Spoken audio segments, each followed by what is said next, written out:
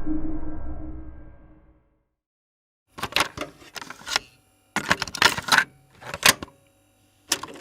आरोपों ने मेरे मानसिक स्वास्थ्य को बहुत नुकसान पहुंचाया है। मैं कुछ इतना भयानक कैसे कर सकती हूँ? मुझे मेरे दोस्तों और परिवार से अलग किया जा रहा है। मेरा आत्मविश्वास टूट गया है। मैं बहुत दुखी हूँ।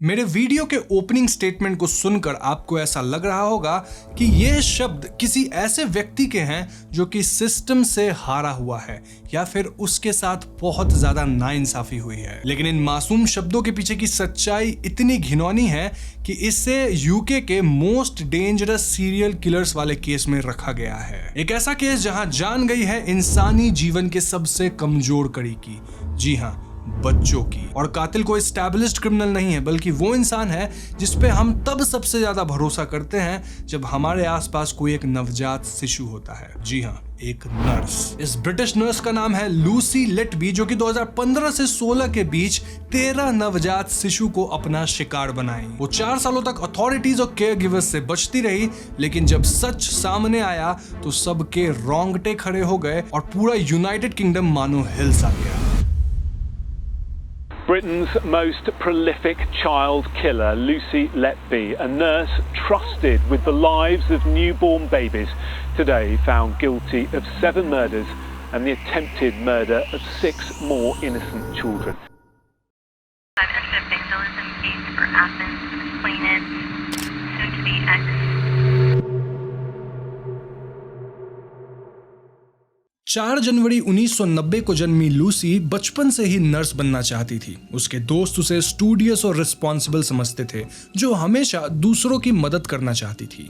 2011 में ग्रेजुएशन के बाद उसने काउंटेस ऑफ चेस्टर हॉस्पिटल के नियोनेटल सेंटर में एज ए रजिस्टर्ड नर्स काम करना शुरू किया। और यहाँ से शुरू हुआ एक खूनी खेल जिसका अंजाम दुनिया आज भी भुगत रही है। लूसी के साथ काम करने वालों का कहना है कि वो खुद को खुश दिखाती थी। उसका कहना था कि वो बच्चों के साथ काम करना पसंद करती है। उसे न्यू पेरेंट्स को सपोर्ट करना और न्यू बॉर्न्स का ख्याल रखना बहुत पसंद है। लेकिन 2012 और 2015 के ट्रेनिंग प्लेसमेंट्स के बाद लूसी के काम पर कड़ी निगरानी रखी जाने लगी। अप्रैल 2016 के बाद उसे मैनेजमेंट द्वारा क्लिनिकल ड्यूटी से रिहा कर दिया गया और फाइनली 2018 में लूसी को अरेस्ट किया गया। क्यों? क्योंकि अनुमान लगाया गया कि लूसी की देखरेख में कम से कम 7 नवजात बच्चों की जान चली गई थी, जो उस समय बस एक एस्टिमेटेड नंबर था। लूसी को उसके हिनियस क्राइम के लिए 2018 में पहली बार अरेस्ट किया गया, लेकिन हैरानी की बात यह है कि शक की सुई तो 2015 से ही उसके इर्द गिर्द घूम रही थी। बात तब की है जब चेस्टर अस्पताल के नियोनेटल यूनिट को एक डिस्टर्बिंग सच का सामना करना पड़ा। उस साल अस्पताल के एक ही यूनिट में 3 मासूम बच्चों की जान एकदम से चली गई थी। यह अथॉरिटीज के लिए बहुत अजीब बात थी, क्योंकि इससे पहले हॉस्पिटल में न्यूबॉर्न डेथ रेट्स सिर्फ 2 या 3 होते थे, वो भी पूरे साल में। लेकिन 1 महीने में, वो भी सिर्फ एक ही यूनिट में, इतनी मौतें कैसे हो सकती हैं? गौर करने की बात यह है कि इस टाइम लूसी इसी वार्ड में काम कर रही थी। जब जांच को आगे बढ़ाया गया तो यह भी पता चलता है कि रेसिसिटेशन अटेम्प्ट्स में बच्चों ने कोई रिस्पॉन्स नहीं दिया, जबकि जनरली ऐसे केसेस में हार्ट बीट वापस आने के काफी चांसेस होते हैं, जिस कारण से इन बच्चों की जान गई थी। ऐसा प्रतीत हो रहा था मानो किसी ने जानबूझकर उन्हें नुकसान पहुंचाया है, लेकिन किसने और क्यों, ये जान पाना बहुत कठिन था। थी तो बस एक कड़ी कि लूसी इन बच्चों के डेथ्स के अराउंड उसी कमरे में पाई गई। बच्चों के मौत के बाद वो पेरेंट्स से अजीब बातें करती हुई देखी गई। कई बार तो उसने ग्रीविंग पेरेंट्स को स्टॉक करने की कोशिश की, लेकिन इतने गहरे कारण होने के बावजूद किसी के पास पक्का सबूत नहीं था।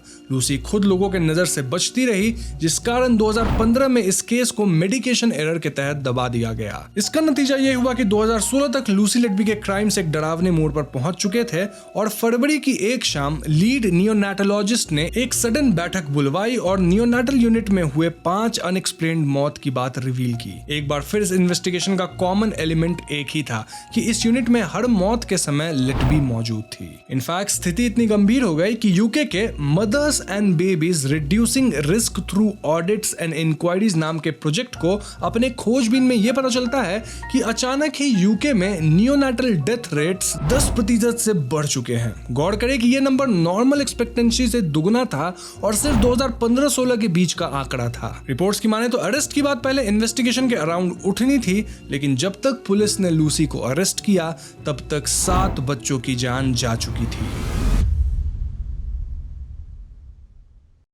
505 Intercept Victims in case for Athens, explain it, soon to be X.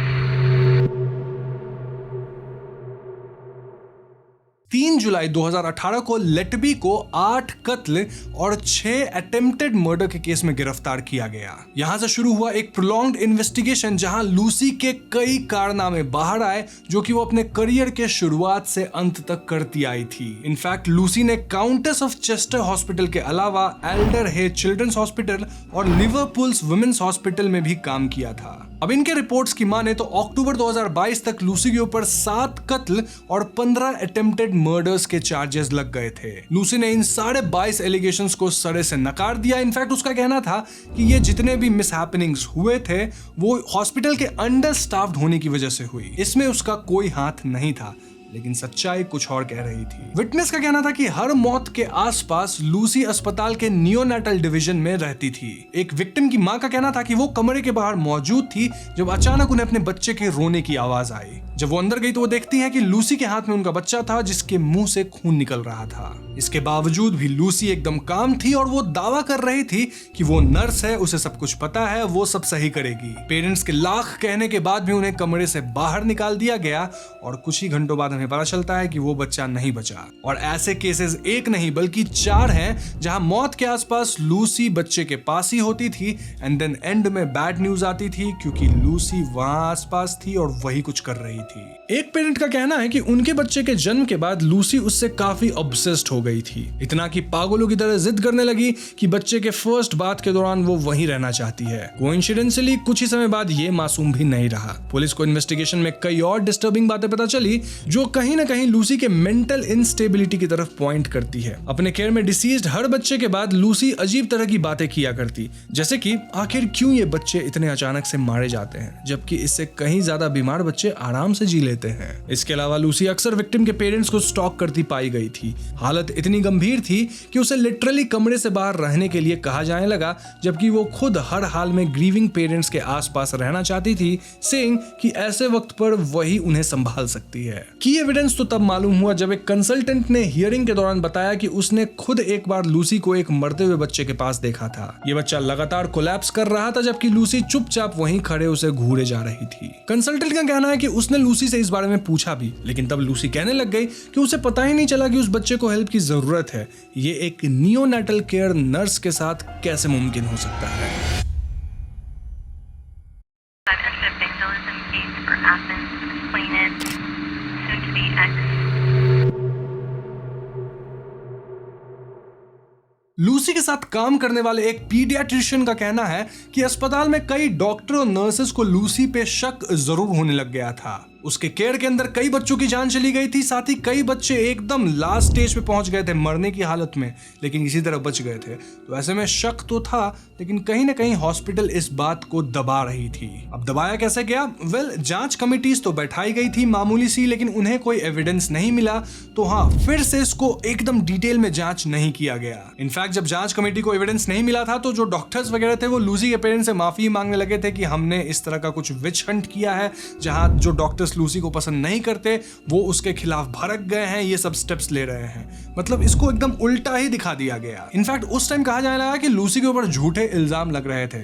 नतीजा ये हुआ कि मार्च से जून 2016 तक लूसी के अंदर 3 और बच्चे अपनी जान से हाथ धो बैठे। एक खास केस जो कि इन्वेस्टिगेशन के लिए एक टर्निंग पॉइंट साबित हुआ वो था एक ट्रिपलेट्स का केस। लूसी इनमें से 2 बच्चों की देखरेख कर रही थी और इन दोनों की ही जान 24 घंटे के अंदर चली गई, जबकि ये बच्चे बिल्कुल हेल्दी थे। इस कोल्ड ब्लडेड मर्डर के बाद लूसी बिल्कुल काम थी और नॉर्मल एकदम अपने शिफ्ट पे आई, मानो कुछ हुआ ही ना हो। इनफैक्ट एक बच्चे के डेथ से पहले तो उसने खुद एक काइंड ऑफ प्रेमोनिशन दिया कि ये बच्चा यहाँ से जिंदा वापस नहीं जा पाएगा। इतने इनक्रिमिनेटिंग एविडेंस के बाद भी लूसी जैसी शातिर क्रिमिनल एक लंबे समय तक आजाद रही, जिससे ना जाने कितने मासूम बच्चों की जिंदगी खतरे में आ गई। रिपोर्ट्स के अनुसार लूसी के केयर में कम से कम 25 बच्चों ने जिंदगी और मौत की लड़ाई लड़ी है। जी हाँ, 25 बच्चों ने।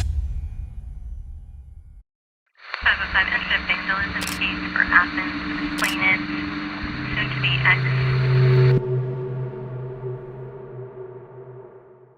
8 अगस्त 2023 को लूसी को वापस ट्रायल्स में शामिल किया गया और 18 अगस्त को इस कंक्लूजन पे पहुंचा गया कि लूसी 7 कत्लें कर चुकी है। और लूसी ये ऐसे कत्ल करती थी जिसके बारे में अगर आप सुनेंगे तो आपके रोंगटे खड़े हो जाएंगे। बेसिकली लूसी अपने विक्टिम्स के ब्लड स्ट्रीम में एयर या फिर इंसुलिन इंजेक्ट कर देती थी जिससे उनकी मौत हो जाती थी। और यहाँ उसके विक्टिम्स नवजात शिशु थे। यानी देखा जाए तो लूसी मेडिकल साइंस और वहां के इक्विपमेंट्स वगैरह का इस्तेमाल करके ही बच्चों को मार रही थी, जिन इक्विपमेंट्स का डिजाइन किसी एक इंसानी जान को बचाने के लिए किया गया था। ऐसे ही इसे पूरे यूके का सबसे ज्यादा कोल्ड मर्डर केसेस नहीं कहा जा रहा। किस्सा यही खत्म नहीं होता। लूसी ने इन 7 मासूमों की जान तो ली ही, कम से कम 6 और बच्चों को जान से मारने की कोशिश करी थी। ये बात ट्रायल के चौथे दिन लूसी खुद ही कबूल करती है जब पुलिस को उसके पास से एक पोस्ट इट नोट मिला जिसमें उसने क्लियरली लिखा था कि हाँ, मैंने ये घिनौना क्राइम किया है क्योंकि मुझे ऐसा लगता है कि मैं उनका ख्याल नहीं रख पाऊंगी। 21 अगस्त 2023 को लूसी को पूरे उम्र कैद की सजा दी गई जो कि यूके में सबसे कड़ी सजा होती है। कानूनी इतिहास में यह सिर्फ चौथा केस है जब यूनाइटेड किंगडम में किसी औरत को ऐसी सजा मिली हो। जजेस का कहना था कि लूसी ने एक क्रूएल, कैलकुलेटेड और सिनिकल कैंपेन चलाया जिसमें उसने वल्नरेबल बच्चों को अपना शिकार बनाया। ऐसे क्राइम्स के लिए उसके पास कोई रिमॉर्स भी नहीं है, विच शोज कि लूसी कड़ी से कड़ी सजा डिजर्व करती है। Vandalism case for Athens, plaintiff, soon to be ex.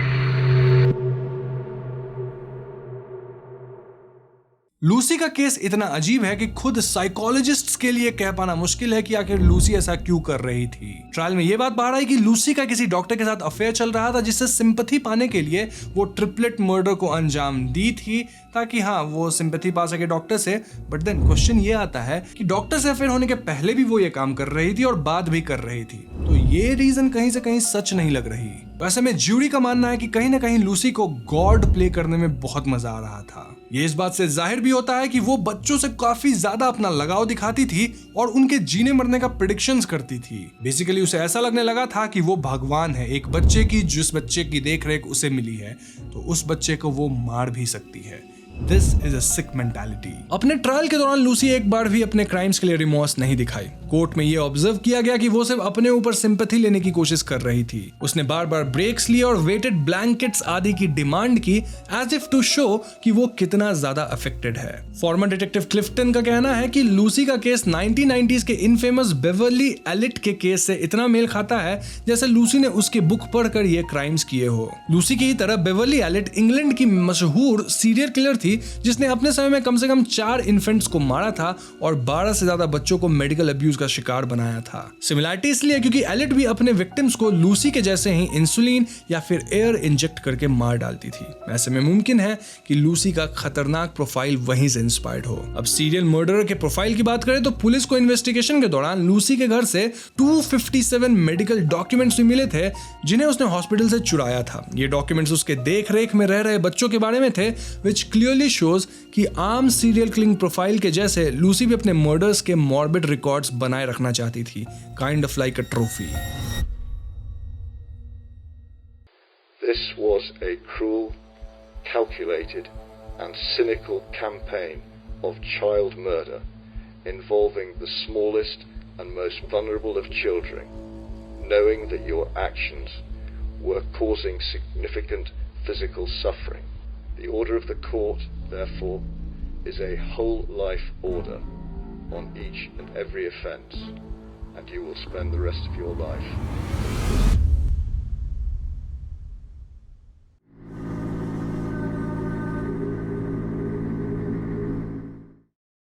Lucy की डरावनी कहानी अब काल कोठरी में कैद है, लेकिन ये कहानी हमें सोचने में मजबूर करती है कि कैसे मामूली इग्नोरेंस या फिर एक अनऑथराइज्ड इन्वेस्टिगेशन की मदद से कई ऐसे मुजरिम होते हैं जो कभी भी अदालत के सामने या फिर हम जनता के सामने आ ही नहीं पाते। गौर करने वाली बात यह है कि लूसी पे शक लोगों को पहले से था, लेकिन कहीं ना कहीं इस बात को काफी दबाया गया। दबाया क्यों गया? क्योंकि ऑब्वियसली हॉस्पिटल्स को अपना नाम बचाना था, तो छोटा मोटा इन्वेस्टिगेशन करके लूसी को एकदम फ्री कर दिया गया था।